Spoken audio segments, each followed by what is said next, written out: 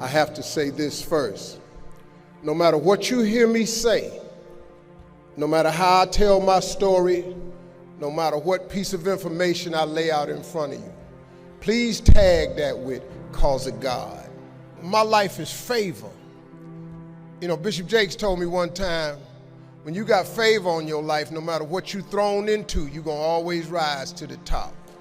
I have been thrown into a lot, but because of favor and grace, I just keep showing up somehow, man, no matter what they do. And so all of this that I have is really because of the grace of God. Now, I'm going to tell you something. You got to have a tremendous work ethic to be successful in here. In other words, and you can relate to this, you got to have a lot of dog in you. You really do, man, if you want to be successful, because it's going to be a lot of trying times. So you have to have a tremendous work ethic. But you got to have faith. Faith without works is dead. Albert Einstein said once, he said, imagination is everything. It's the preview to life's coming attractions. Everything you have, everything we have in this world, somebody imagined it. It's your imagination is tremendous. Somebody was sitting on the phone one day talking with a cord to the wall and said, man, I wish I could just go outside with this phone. Everybody in here got a cell phone. Somebody imagined that. Somebody got tired of riding in a wagon cross country from slavery to freedom. Somebody said, I wish we had something that made these wheels move by themselves. We drive cars. People got tired of driving from New York to LA. Somebody said, I wish we could fly. We got airplanes. Imagination is everything. It's the preview to life's coming attractions. Your real life, the one God really got for you, is in your imagination. It is not in your current situation or your current paycheck. And if you've been living like that, you have then restricted yourself to a commonality that is really not yours. Because what really God got for you is really in your imagination. Faith is the substance of things hoped for and the evidence of things not seen. So when I told you a minute ago, you got to have a tremendous work ethic, but you got to have a lot of faith. I talk to so many people who get older, like some of us are, and they've lost the faith. Well, faith is really simple. Faith is the substance of things hoped for. All that means is in the beginning, you just hope something pop off. You know, you just kind of hope something happen for you. I was hoping I would get on TV. I wrote it on a piece of paper when I was 10. I want to be on TV. The problem I had when I wrote it at 10 was I suffered from a severe stuttering problem. I could not talk outside of my house. So can you imagine when I wrote on a piece of paper, I want to be on TV, and turned that in? But when I wrote it on the paper, it wasn't factual. It was just hoping. You just got to start with the hope. Faith is the substance of things that you hope for. You just hope something jump. Then what happened is, through grace and favor, he give you a couple of them things you hope for, and then you're supposed to start believing then. Because now it turns into faith. But if you take this scripture, faith is the substance of things hoped for and the evidence of things not seen. What is the evidence of things not seen? I just told it to you. Albert Einstein said, imagination is everything. It's the preview to life's coming attraction. But guess what? Your imagination really is. It's the evidence of things not seen. Because your imagination, you know why it's the evidence of things not seen? Because you're the only one can see it. Your imagination is actually God showing you a preview of a coming attraction that he has for you. The moment you don't believe in your imagination, you negate what he got for you.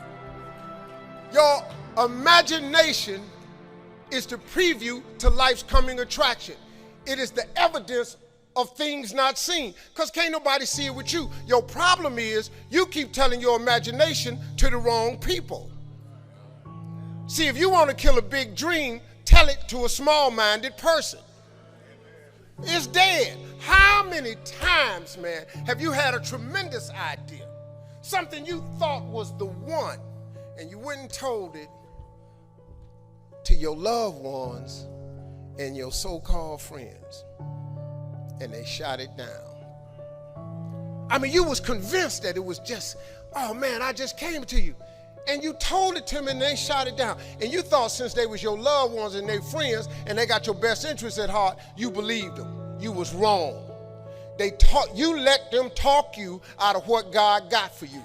Some of y'all still sitting here with the ambition of opening a business one day, but you scared to go start the business because you got a job and you got bills. Rich people got bills. Everybody got bills. Hell, I got bills. Everybody owes somebody something. I got something with the bank right now. You're going to let the fact that you got some bills stop you from opening the business, the thing that God done put in your imagination? So you're going to squash that because you got bills. Everybody got bills. Your real life is in your imagination. Can you grab what I'm telling you? So I don't know what you thought I was going to say to you. I'm just a real dude. I don't even have the education you all have. I flunked out of school. I ain't got no education. I don't use 4-syllable words. What I'm sharing with you is stuff that everybody can apply today. If you're sitting in here thinking that you're too old to listen to what Steve, hell, I'm 60. But I still rely on my imagination. See, if you think you're too old to make it, let me give you a prime example. Colonel Sanders. Colonel Sanders has been frying chicken his whole life. He was telling everybody he had the best chicken in the world. Ain't nobody believe him. They turned him down everywhere. Colonel Sanders didn't get a franchise till he was in his 60s. Kentucky Fried Chicken sell more chicken than anybody in the world today. So if you're sitting there thinking because you got a little gray on you, you too late, as long as God waking you up in the morning, that's the sign that he ain't through with you. So what you tripping for? You sitting up in here like God can't do nothing for you because you 60. Man, you know what I'm asking God for right now? And I'm 60. If you could see my vision board, you would be blown away. Because I got enough right now. I really know. But I ain't in the need business. I'm in the want business. Ain't nothing wrong with wanting something. But going down to these churches y'all sitting up in here going down to, keeping you in these little boxes. God got a big life for you. The smallest scripture I ever read changed my life. The scripture real simple. You have not because you ask not. Do you know the difference that could make in your life? I'm just giving you real talk now. I'm just trying to tell you how I got here. See, I have no education. See, you have not because you ask not. When the last time you really asked him for something? Or do you keep making requests that's inside the confines of your paycheck? When you gonna get outside of that? Didn't I just tell you God ain't in your paycheck? Didn't I just tell you he ain't in your job title? The life God got for you is in your imagination. Why you still imagining stuff? Why you keep dreaming of a summer home? Why you keep dreaming of retirement, leaving your grandkids money? So I'm at the age now where I think about my grandkids. I got 7 TV shows. Dog, I only need one. One show pay me enough money. I just need one. I do not live my life in the confines of what anybody says to me. I let my imagination go, and now imagination is a preview to life's coming attraction. But what that really means is God showing you a preview of what he has for you. So now, if you have not because you ask not, do you understand if you up your ask, he has to up his give? This period. This is simple stuff that anybody can apply. You ain't even got to have no degree to do this. You don't even have to have no money to do this. You can start this today and change your whole game because you're going to need grace and favor anyway. You up your ask, he up his give. You have not because you ask not. This ain't a magic trick, man. I get tired of rich people talking to people and they make you buy these programs and stuff so they can drag you out for 8 years. You can get the program. I have asked God for some tremendous stuff. Everything he hasn't given to me is on the way. I have no doubt about it. Why would he not? When I was homeless, I lived in a car for 3 years. I made some decisions in my life, man, and threw myself off a cliff. My decision in October 8th, 1985, I walked into a comedy club for the first time on a dare from a girl. I walked into a comedy club for the first time. Had never heard of a comedy club. But all my life, I wanted to be on TV. Had never heard of a comedy club. October the 8th, I walked into Hilarity's Comedy Club in Cuyahoga Falls, Ohio. It's right outside Akron. I signed up for the following week because I just wanted to see what the comedians did. Man, I saw live stand-up for the first time.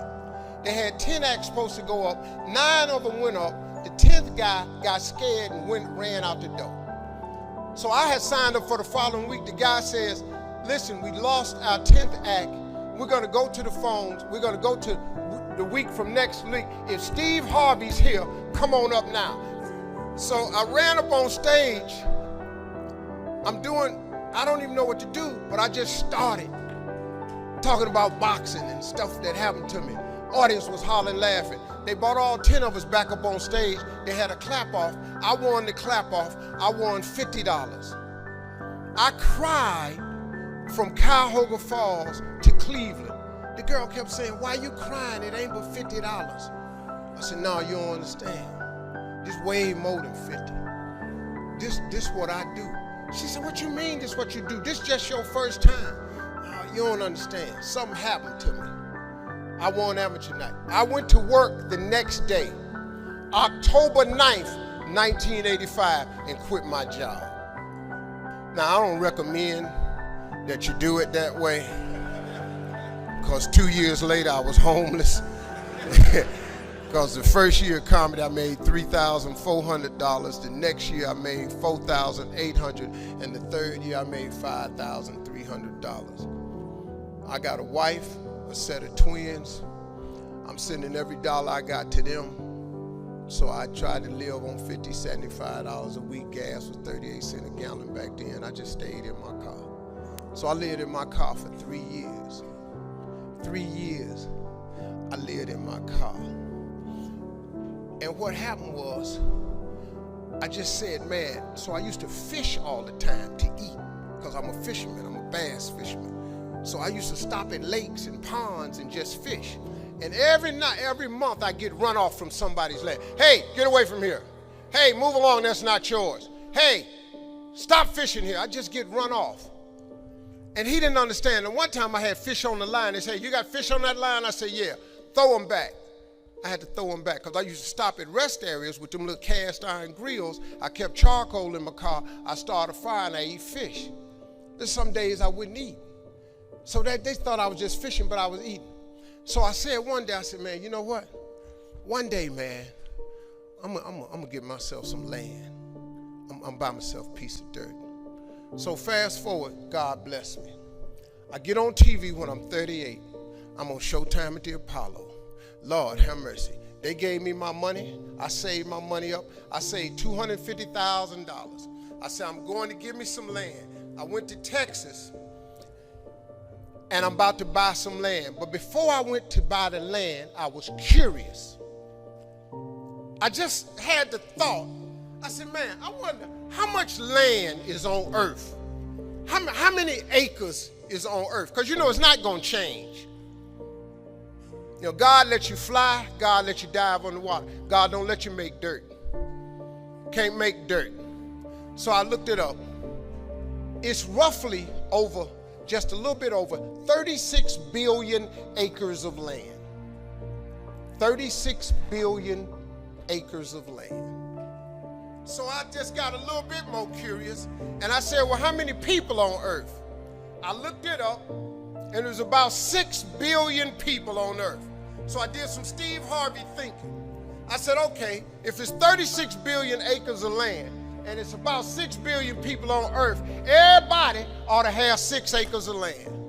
Not just me, I just thinking. So I asked God, could I have 6 acres? That's all I wanted. Because the one thing I wanted? I didn't care if I put a house on it or nothing. I just wanted to be a stand somewhere and couldn't nobody run me off. So I got this money, man. I saved my money. I saved $250,000. I'm going and I'm looking for some land. The first day I get there, I see a piece of land in Texas, so beautiful. I couldn't believe it. Had rolling hills, had a pond on it where I could fish. The dude took me over there. I look at the land, and I'm looking out. I said, man, this is great right here. I said, sir, how much is this right here? He said, well, it's about $600,000. I said, man, I ain't got that kind of money. He said, well, how much do you have? I said, I got $250,000. I said, well, let me think about it, man. He said, let me think about it. And I was standing there, and then I stopped and said, sir, can I ask you a question, man? How many acres of land is that? He said, this is 6 acres.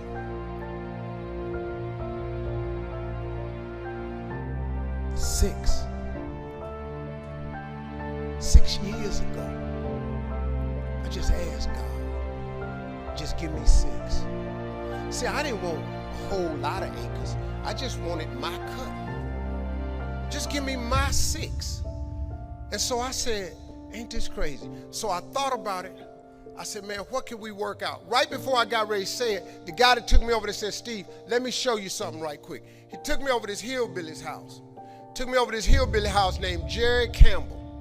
I was a little nervous about meeting him, man, because I didn't like the way he talked, but mess around, turned out to be one of the finest men I ever met in my life.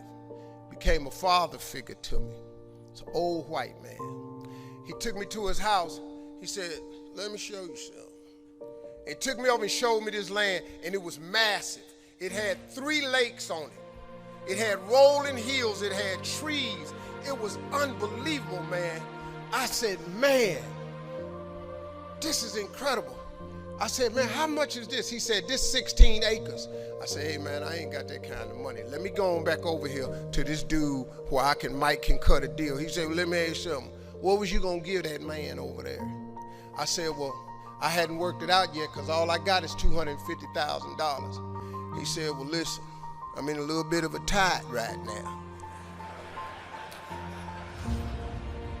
Said, if you can bring me $250,000 cash by tomorrow,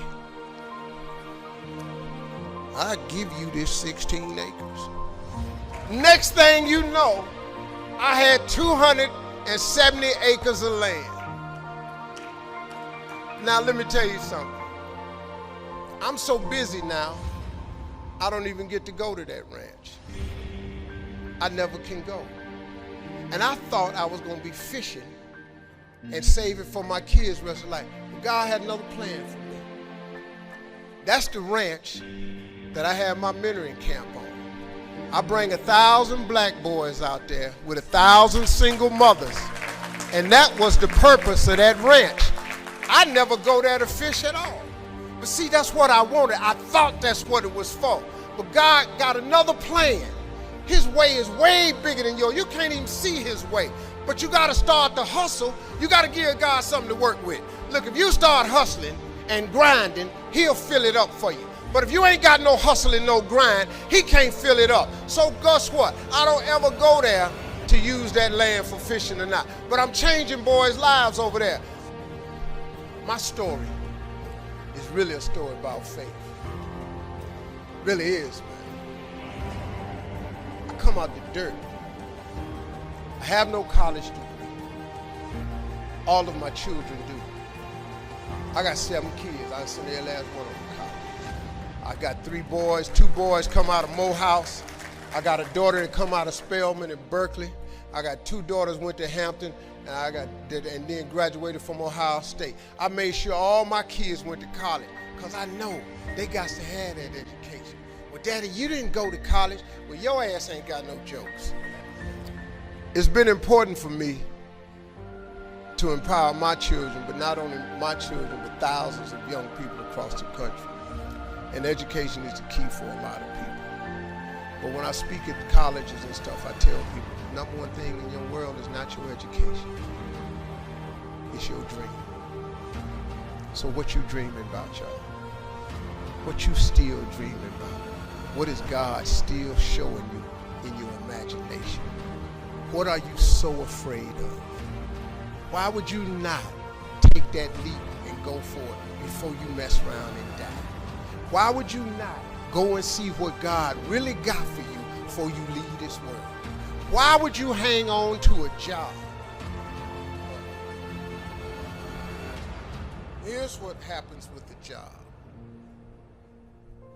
If you live in paycheck to paycheck right now, when you retire, they're going to give you 1/3 of what you can't live on now. They're going to give you a gold watch and a turkey, and they're going to set you on out to pasture.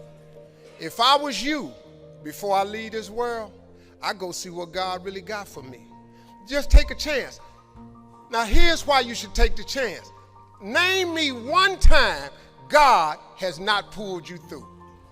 Just name it. Name the one thing God has never pulled you through. If he ain't pulled you through it, he's currently pulling you through it right now. And the reason I know I'm telling the truth is because you're sitting in here. If God was through with you, he wouldn't wake you up no more. When he wakes you up, it's because he ain't through with you yet. He got something else for you. So why don't you go see what that is? Why we got to live our lives like we owe them something? Man, you owe yourself something. Go be free. Go see what God got for you. Oh, Steve, that's easy for you to say. You rich. Hell, did you hear me? I lived in a car for 3 years. On October 8th, I won $50. October 9th, I quit. How big a jump you want to take? You ain't even got to do that. A lot of y'all got savings. You may not have 3 years up, but you only need a little bit. Just jump. Go see what God got for you. Quit sitting here in your life posturing like it's okay. Quit funking the fake. Quit faking the funk. Quit got people thinking you something you ain't, man, when you really know you won't be something else. I'm just telling you just like it is. You ain't got to believe me, but you can look at me. I'm telling you, there's proof in this here now that the God you serve really will give you what you ask for. He will. I'm not your preacher. I'm a hood dude that messed around with no education, messed around, got to the top of the TV world, balling out of control. And I'm telling you, I was homeless and lived in a car, and I ain't got no education. Now y'all in here got degrees. I see it on your forehead. I see it on you. I feel when I'm around educated people. I know you know how to study and math. I can look at you, and I'm so proud of you. But hey, man, the next level. A man without a dream or vision shall perish. It never mentions if you don't have an education.